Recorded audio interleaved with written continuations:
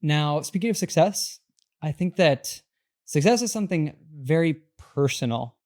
For some people, it might be being the CEO of a company that makes millions of dollars every year. For other people, it might just be being a stay-at-home mom or dad that has your kids happy and healthy. But a lot of people just equate success with being rich and famous. So something I would really recommend to people is to actually take some time to reflect on, what does success mean to me? What would be a successful life? And I thought it'd be nice just for us to start off. I wanted to ask you, Izzy, have you ever done this sort of reflective exercise about what success means for you? Yeah. In fact, recently I thought about that and thought about updating my definition of success. So for me, success is defined by how I am leading my life today. I think for most people, they have success as reaching a goal that'll make them happy. And the problem that I have with that definition is that you're continually struggling to just be happy, and you're putting happiness off, actually. So what happens there is that you end up living most of your life feeling like a failure, and you only experience success in those brief little moments. Now, for me, the way to get out of this unhealthy mindset is by seeing success as making progress. And fixating on goals doesn't actually help you make progress. What goals do for you, I think, is more like they set a direction. But if you want to make progress, especially sustained everyday progress, I believe that you actually want to build a lifestyle. If you ask me, I don't know, my understanding of success has evolved from pretty shallow, like Ethan already mentioned, like if I see a famous person or a rich person, so I tend to think, okay, they are successful.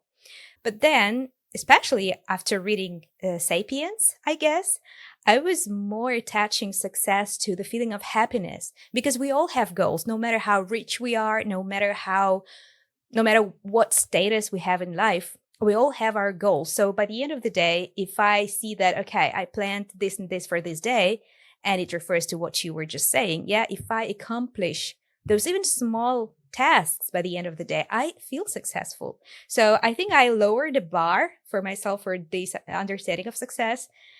Hopefully it helps me in life. Maybe I'm not that ambitious. Maybe people who are ambitious, on the contrary, they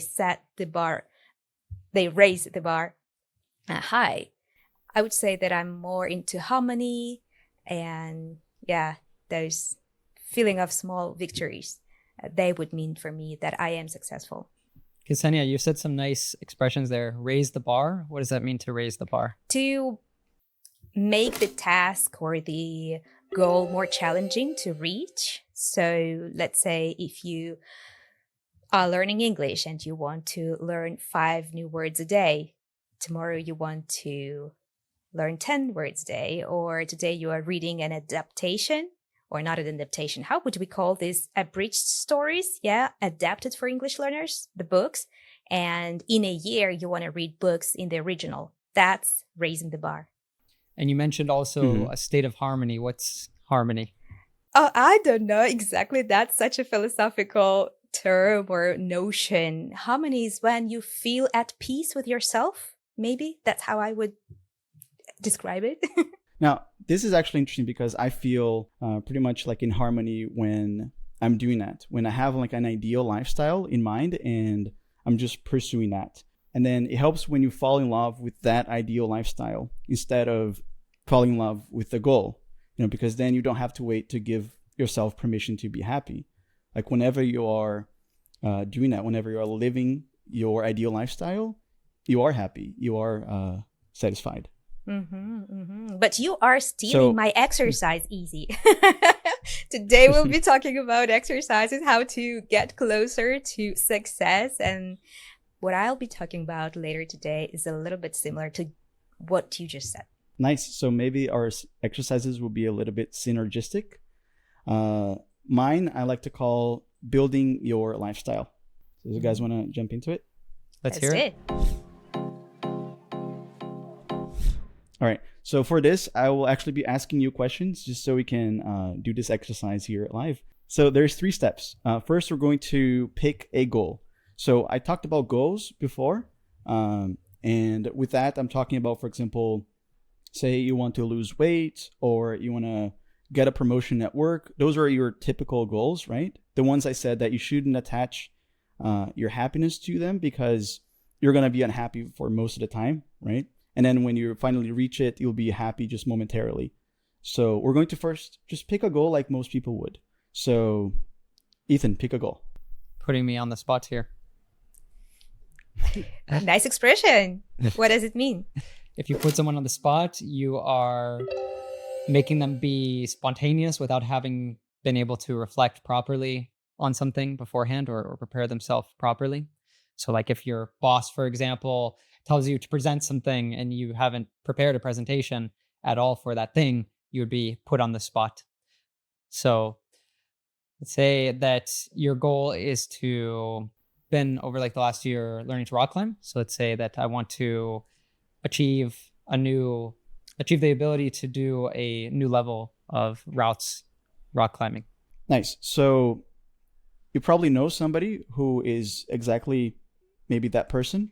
And let's try and picture what is a common habit that that kind of person has and something that is part of their lifestyle that you would say, that's something that you can see yourself doing too. So give me one habit that the person may have. Flexibility is important. So maybe doing daily stretches or yoga. Would you say that's something that energizes you, the thought of doing that, like stretching, doing yoga? I do it to some extent already, but yeah, I love yoga. So it's a yes. Okay, great. So in that case, maybe that's the habit that you want to start implementing. So you're going to commit to do it daily and start small. So these are the 3 steps. You're going to pick a goal like Ethan did. 2, you're going to identify a habit that successful people who've already achieved that goal, that they have implemented in their lives, that is part of their lifestyle. And it's important that this particular habit is something that you feel energized by, like think the thought of doing it is interesting to you. And the 3rd step is start doing it and doing it daily and start small. That's important too. Otherwise, you'll just not do it. And that is so cool that you illustrated it, like showing our viewers and listeners how they can follow it. I would just have a very small comment on here because I know that, for example, for English learners, what works for one learner doesn't necessarily work for another. So it's also important to experiment. Like you said, think of a person for whom it works, who is a successful climber. But then if that doesn't work for you, don't give up. Just look up to another person, look up to another method, and experiment. Choose the one that works for you.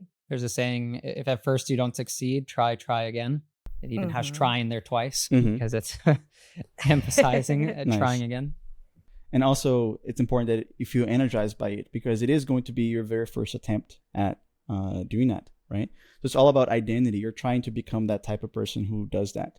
Remember, this is about your lifestyle. So if it's not something that you enjoy doing, how could you make it part of your lifestyle? So this is the difference, for example, of somebody who thinks, I want to be in shape, I want to lose weight, versus somebody who just thinks, I'm an active person. I enjoy my mornings by just going out and doing some sort of exercise.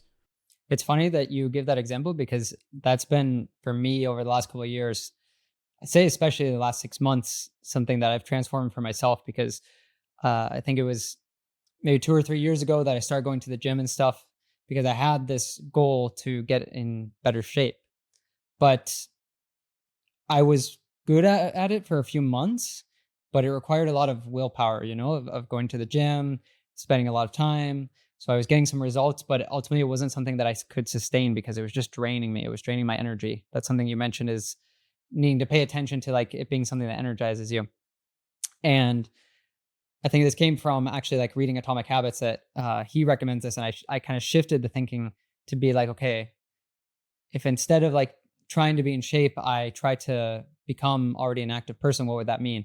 And what I started thinking about is that, well, active people, they have activities they enjoy doing, right? They have different things other than just going to the gym that help them to be outside, to be in shape. So I started thinking of things that I could do. And that's how I started rock climbing.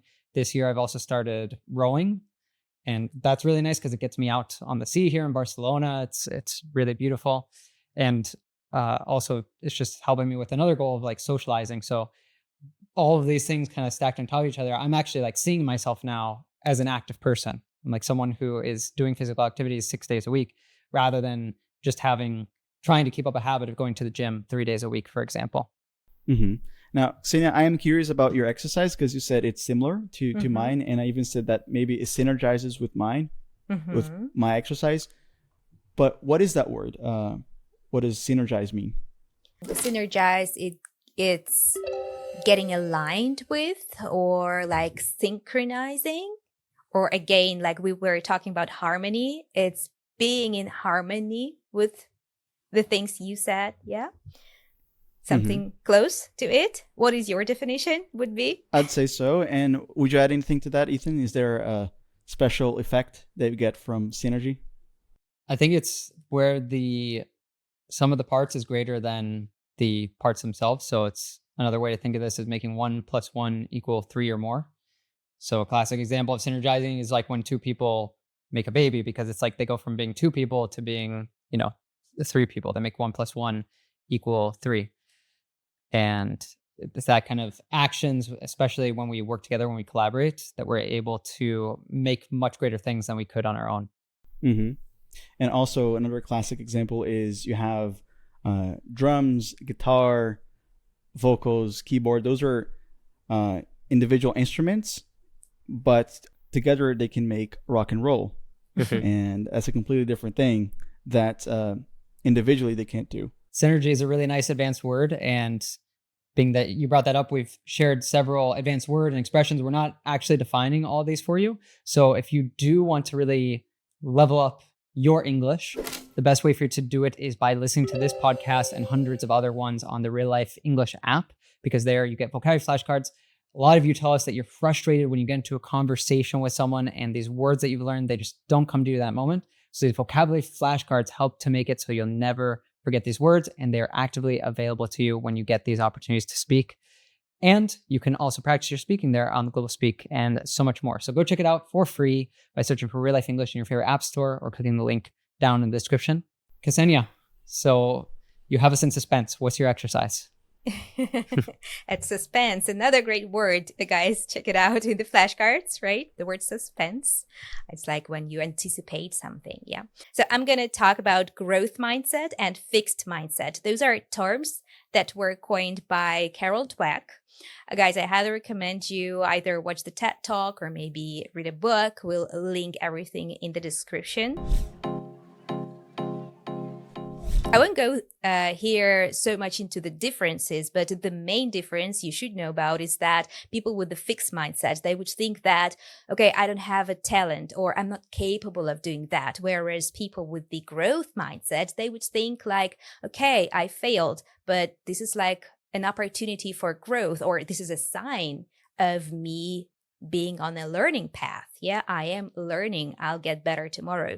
And the key phrase here is I'm not there yet. Yeah, like not yet is the key phrase for people with the growth mindset. And it would be only logical to assume that people with the growth mindset, they tend to perform better in school and perform better at work.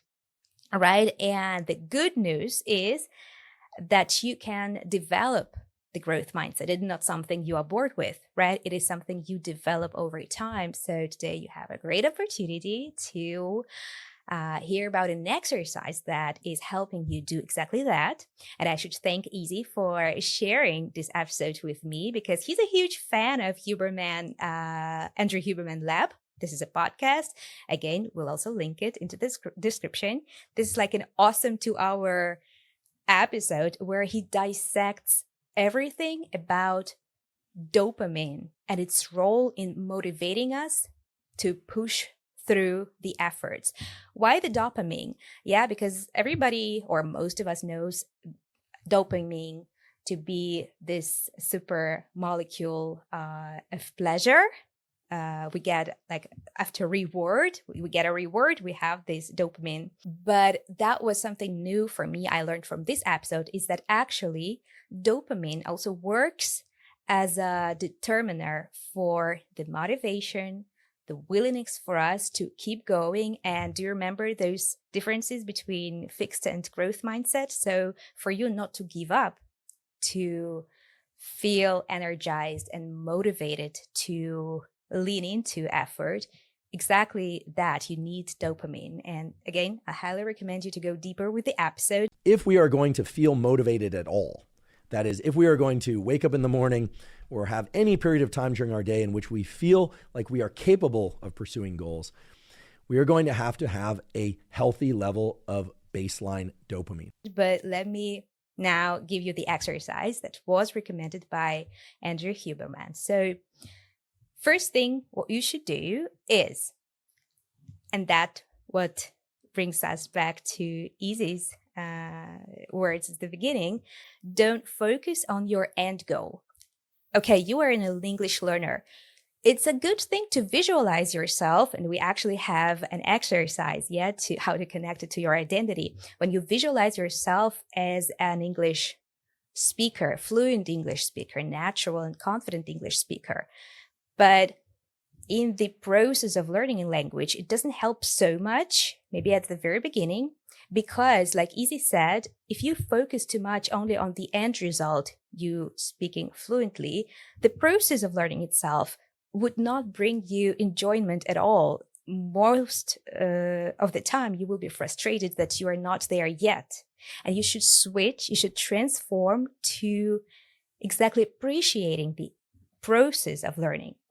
And you can trick your brain by saying that every time you feel frustrated, every time you face this obstacle, you're saying to your brain that this is good for you because this shows you are growing. This shows you are developing. It's like for people like Ethan who are into sports, it's like that positive pain during the workout, right? Like, you know, you're in pain, but you know that it's good for you, that it's good for your muscles. You're growing your muscles. The same's here.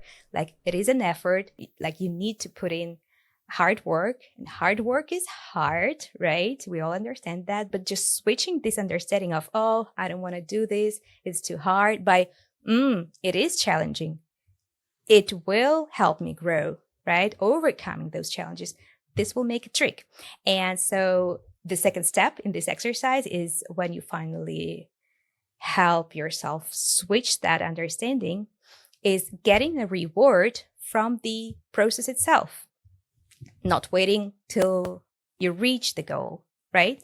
What I would add for myself, I didn't hear it from that episode, but what I would add for myself, what I recommend to my English students is that you can help yourself enjoy the process more by, for example, pick your favorite cafe and learn English for 15 minutes there while enjoying a cup of coffee, or set in the background your favorite music. Help yourself make the process more enjoyable.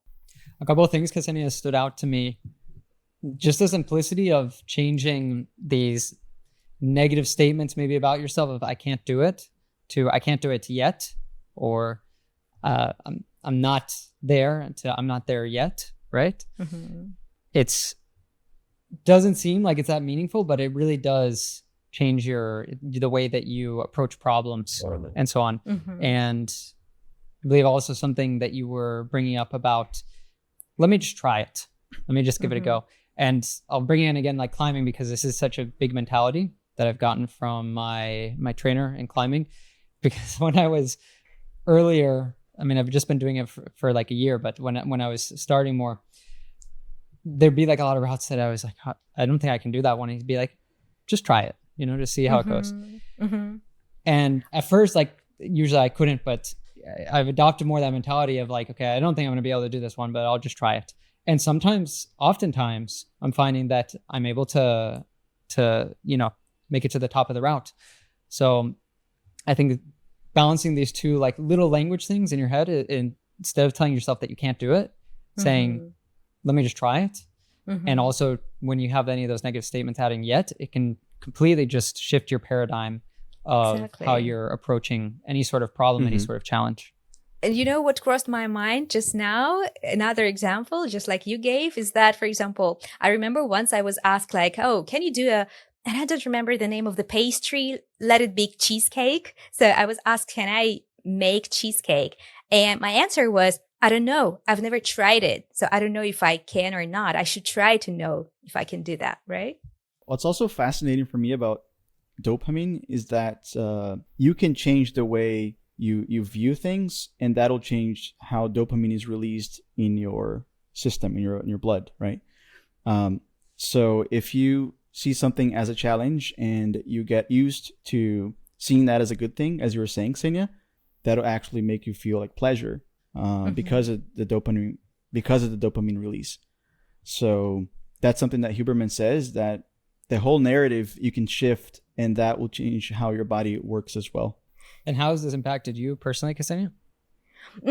Good question. So for all of you guys, this is my revelation. I'm still struggling with the fixed mindset when talking about me trying to learn to drive. I still hear this voice in my head where, like saying that, no, I cannot do that. Like, I know that I can. I know that everyone can learn. It's just like, I know that. But still, it is so deep inside this voice telling me, no, you cannot do this. So I see that somehow I developed such a strong fixed mindset for this. So exactly, if we record a podcast with a similar topic a year from now, I would be so curious to see if that exercise would help personally me to overcome that, to change, to switch from the fixed mindset of Ksenia is not capable of driving to Ksenia that Ksenia tried. has a driver's license. It has a driver's license, exactly. Because this is so difficult for me. And like, I am still in this transition phase between fixed mindset and growth mindset in terms of driving lessons. Yeah. There's almost like a need to prove yourself wrong, to prove that little voice in your head wrong, right? By having small wins. I think that's going back to Izzy's exercise that he shared. So it's if you can start driving to the end of the driveway. It's like, oh, I did it. And then driving around your neighborhood. It's like, oh, I did it. Driving around a parking lot and so on until you feel comfortable. Well, we talked about synergizing. I think the exercise I brought also synergizes really nicely with both of your exercises. Probably if you're putting all of them in practice together, it's going to make a really big change in your life. You'll see yourself as a different person 12 months or 24 months from now. I'm so happy for all of our learners. Exactly. I see every one of them successful after this episode or closer to success. Yeah. Oh, yeah.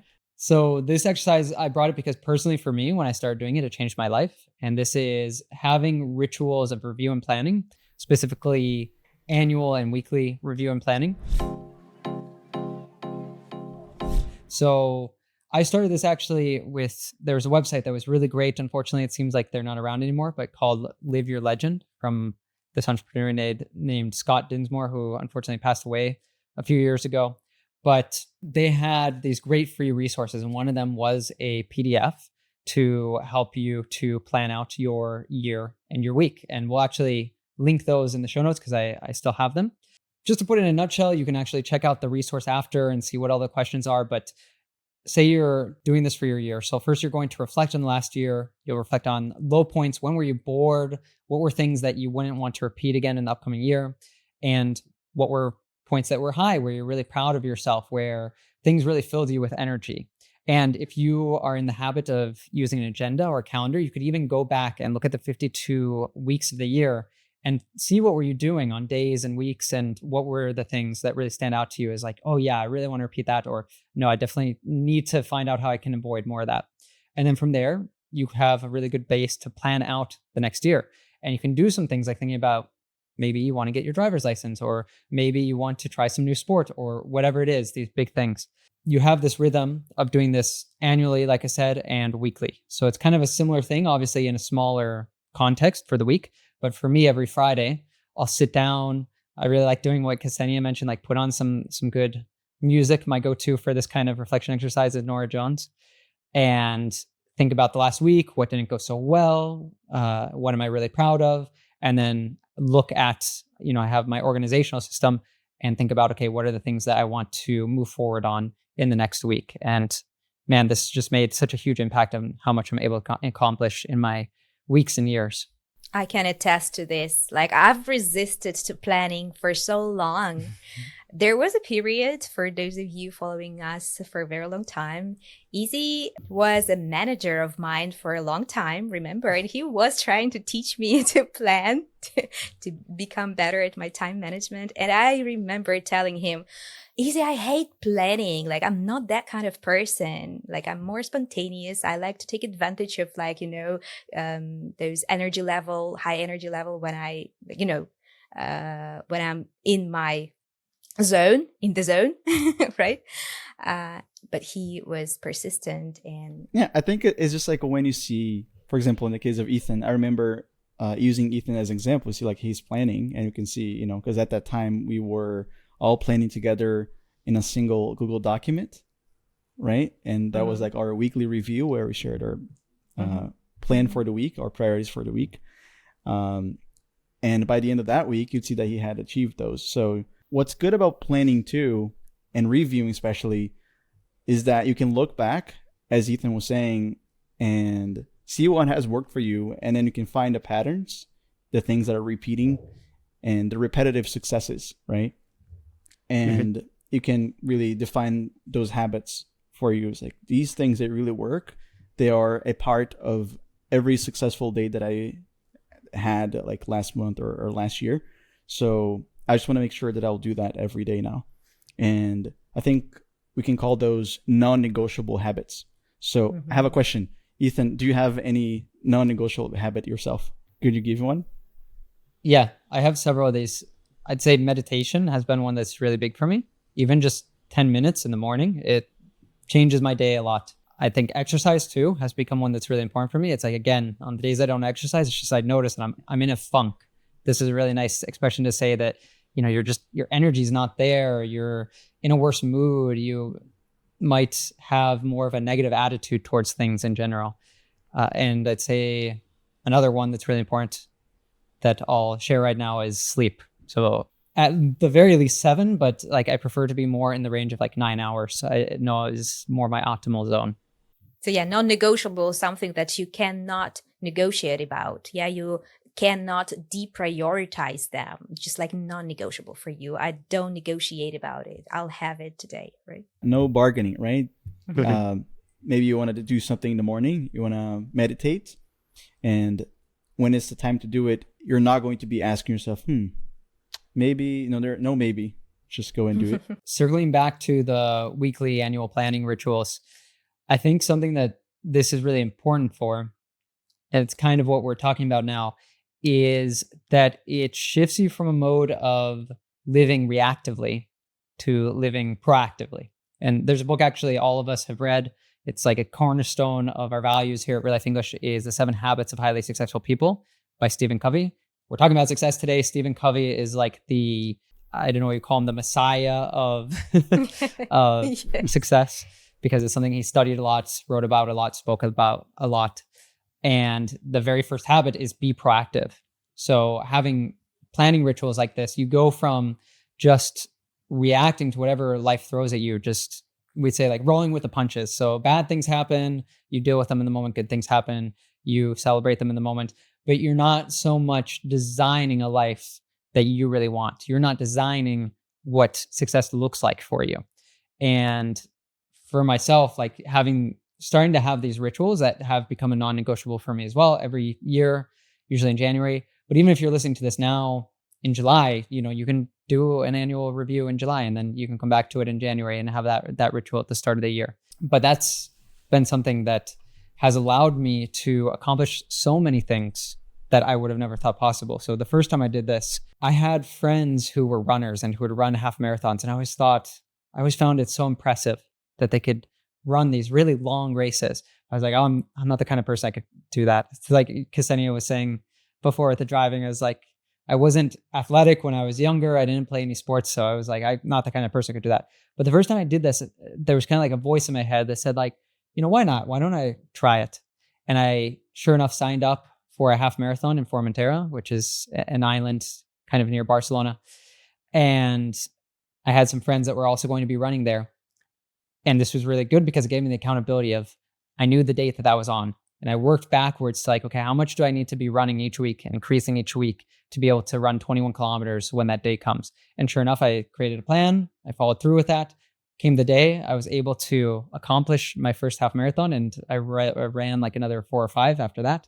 It might not seem that important, but what it changed for me is kind of like what Ksenia was talking about with the growth mindset, is that it showed me, something that I thought was impossible for me personally, that I wasn't personally capable of, I can do. And it kind of showed me like probably really anything that I want to do within reason, I can do if I set a goal, if I have very clear in my head, I visualize that and I create a plan.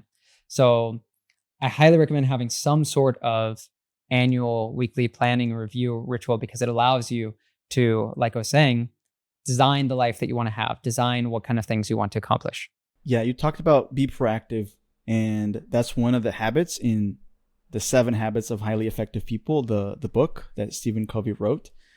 Another habit that I find just amazing for just like being successful with the things you want to be successful with, that you want to accomplish, is to put first things first, right? To know what to prioritize and to prioritize them.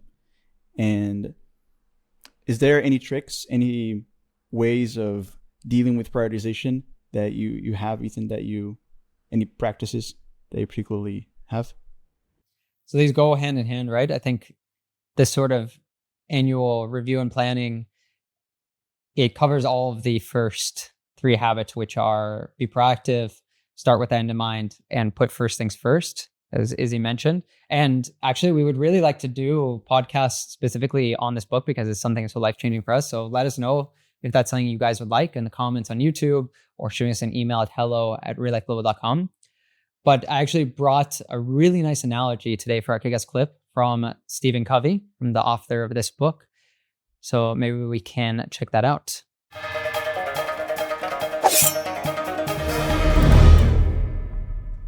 So the analogy here is rocks, pebbles, and sand. And stick with me because it sounds a bit weird, but we have rocks are analogous or a metaphor for the big, most important priorities in our life. So for most of us, that would be things like family, health, professional advancement, and so on. And then pebbles, which pebble is basically a small rock, are the semi-important things that come up day to day, week to week. So for example, it might be something that your boss asks you to do or your partner asks you to do. It might be, for example, and Ksenia, I'm sure this happens to you, that Primita brings home school projects or something that, her teacher needs you to help her with, and so on. So it's not something necessarily that you consider being a rock, being something that's big and important value in your life, but it's something that you probably would still see as being something that you need to prioritize.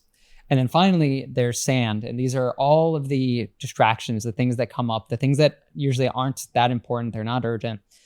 They might be urgent, but they're not that important. And that's things like phone calls, messages, checking your social media, binging a TV series, and so on.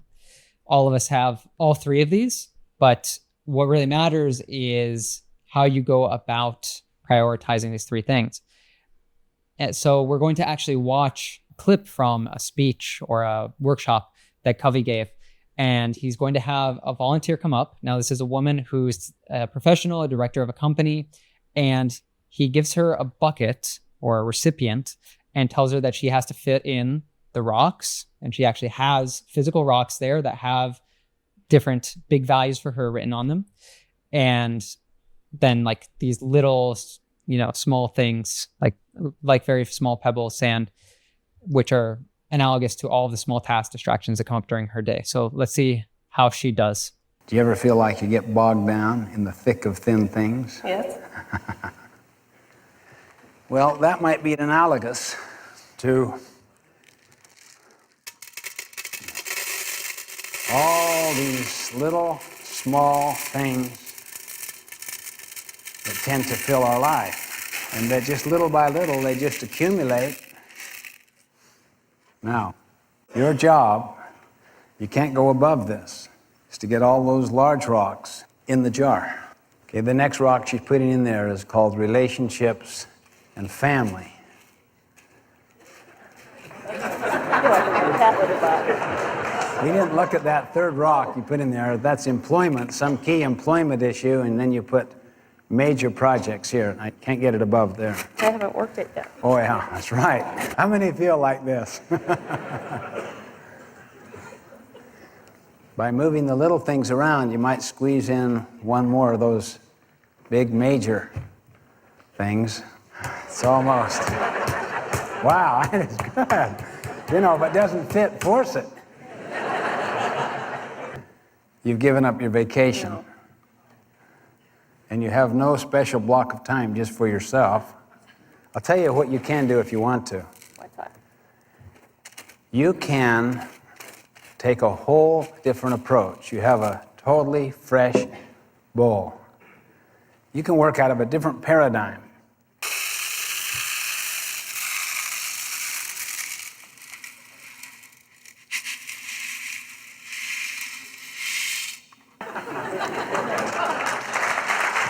That's great. So one line that he said there, I just love how he put this. Are you often bogged down in the thick of thin things? Did you guys catch that? Did you understand it? I really liked how he said that the thick in the thin things. I don't know In if the I thick would of thin repeat it. things. In the Yeah. thick of thin things. Yeah. So yeah, I understand that. That's just like word he used before that, like bogged down, means to get stuck. So if you imagine that there are so many thin things, which is small things, not important things, and the thick of it is just like this mud. Yeah. If you try to make it more visual. So to be bogged down in the thick of thin things is to be stuck in a rut, stuck in a mud of everyday routine of small things, non-important things, something like that. Yeah, trivial things. I'm sorry, can I ask you, is it a collocation, like the thick of thin things, or is it something he came up with? I think it's an expression, the thick of thin things, although it's not one that I would use so much, but I think it exists. Bogged down is definitely one. It's the same as saying that you're swamped, your plate is full. It's these things that you're just so busy that you don't even have time for everything that you need to do. And then the thick of thin things. We even say like the thick of it, in the thick of it, like you're in the most difficult part of something. Or just like the thick of things. I think that's the more common expression. And I've heard that thick of thin things is something that Stephen Covey came up with himself. Just to say that it's not just So he coined regular it. things, it's unimportant things. Mhm. That's what I found out. It's Yeah. such a tongue twister for students practicing th sound. Yeah, thick of things. It's a difficult phrase to pronounce. And by the way, I just wanted to comment on the bogged down expression, because like the verb to bog or a bog as a noun, it means exactly that, like wet ground. So when you're bogged, you're like stuck as if in a mud. It's the same we say swamped. Yes, a bog, a swamp, they're the same thing. What does it mean when you squeeze something in, Ksenia? It means that you try to find time to add some extra activity that wasn't on your schedule. Most of the time it's used in this meaning, but it can also be used literally when, for example, you are packing. Last episode we recorded with you, Ethan, was about traveling. So when your backpack is already full of clothes and you try to squeeze in that one extra pair of shorts, right? So it's physically just squeeze something in. Yeah, this is almost as if you were packing and, you know, you put in all of your socks and underwear, your jewelry, your toiletries, and then you had no room for your t-shirts and your pants and so on. So you're going to be going on your vacation just wearing your underwear. That's funny. Now, he also said that urgent and important tasks that blindside you. So, Ooh, that's a great one. They come out of What is that? nowhere. This is, I believe, it could be wrong, but I believe this comes from driving. We have a blind spot, which is like an area of the road that despite having your mirrors, you're blind to it. Like they don't capture that spot. So it's something even when you're driving, Ksenia, you need to be very careful of your blind spots so you don't accidentally knock into another car. Appreciate your guys' support. So if you get blindsided, it's like you didn't see it coming, you know.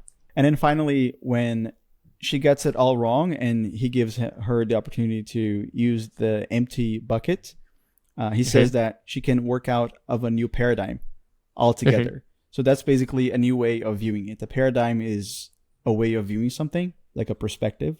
So she It's like wearing use this a new different set of perspective, glasses, right? That make you see the world in a different way. So great clip. This is exactly, I think, what you were talking about before with putting first things first, right? So first you think about your big rocks. What are those? Maybe those are your non-negotiable habits, and you just make sure that you are prioritizing those in your day. Maybe even doing that literally in the morning, right? Right.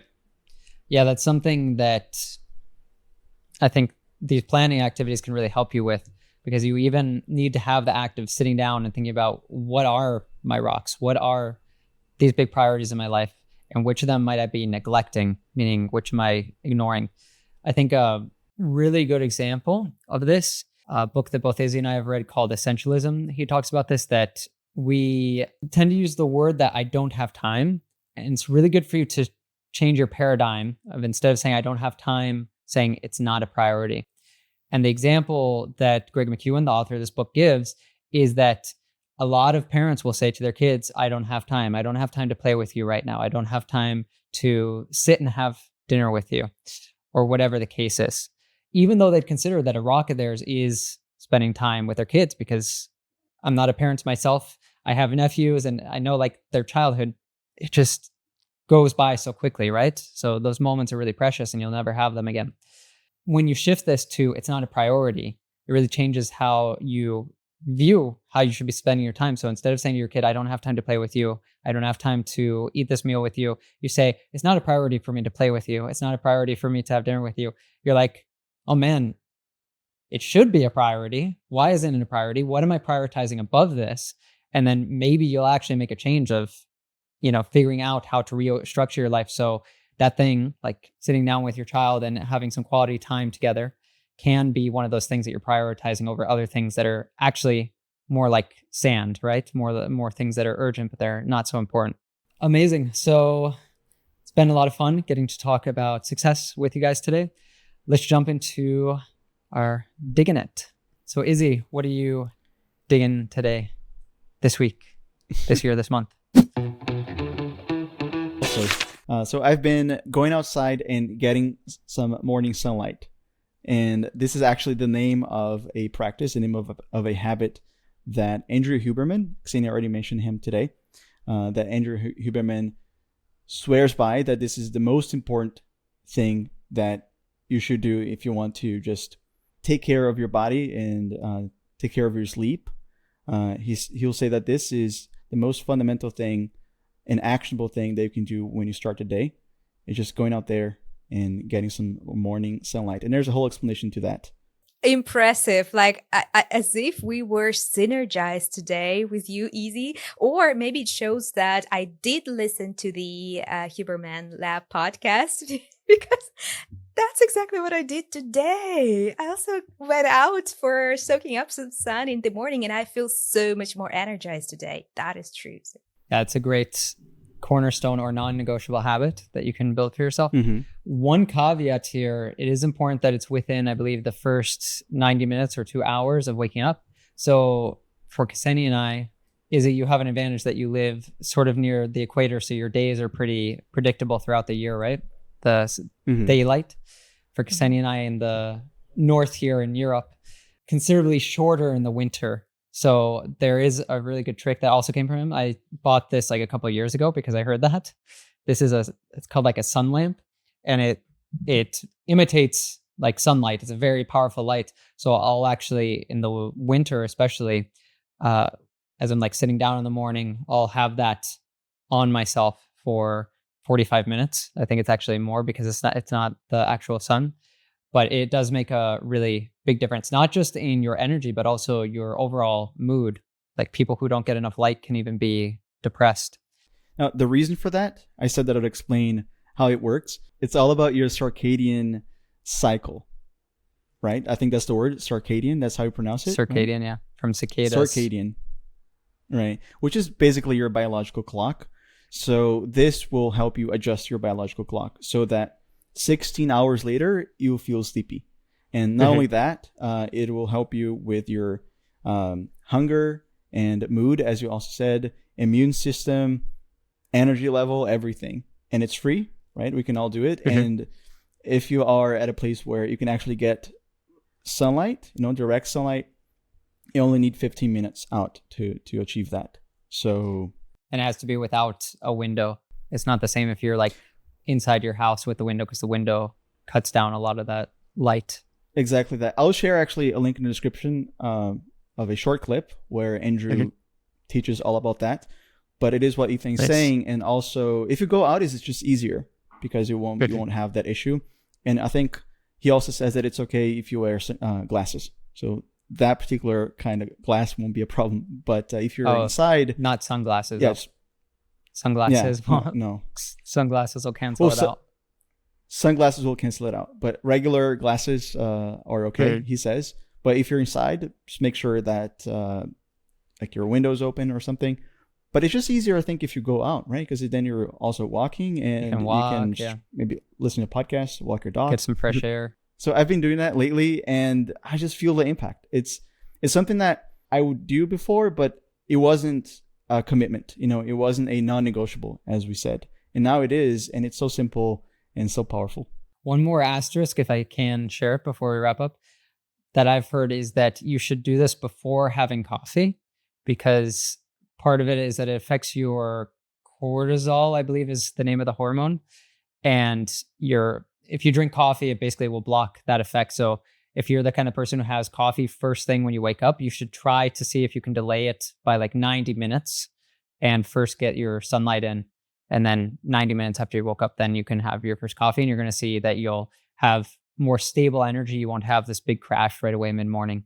I think you guys just ruined mornings of millions of people addicted to coffee. I'm not one of them. I drink coffee, but not every morning. But just like 90 minutes when I heard this, and I imagine the person who does this first thing in the morning is just like definitely raising a bar and like making yourself wait. Well, dear listener, dear viewer, thanks so much for joining us today. Been a ball getting to share some of these tips with you. Hopefully you'll actually take them to heart, actually put some of these, at least one of them, into practice. I really would challenge you to choose at least one of these and give it a try, because it could possibly change your life. And if you are enjoying these episodes, if they're helping you out, a free way for you to support us, of course you can download the app. That's a great way. But also you can subscribe if you're watching on YouTube and hit the bell down below. That way you won't miss any new lessons, and give this video a like. Doing all those things, it really does help YouTube to promote us to more people, so more people can have fun learning with us. If you're listening to us on Apple Podcasts or Spotify or any other podcast platform that allows you to do this, please leave us a 5-star review, because again, this helps those platforms to recommend us to many more people who can take their English to the next level with us. And remember that no matter what divides us, that which unites us is far greater. 1, 2, 3. Yeah. How was your trip? Oh, that was a bliss. Like, we visited 3 marvelous locations in the Carpathian Mountains, and some of the things I did for the very first time, so I'm eager to share more about it. Yeah, that's just like an ideal getaway for the weekend, an escape to the mountains. What's a getaway? Both of us use this word. It's like a escape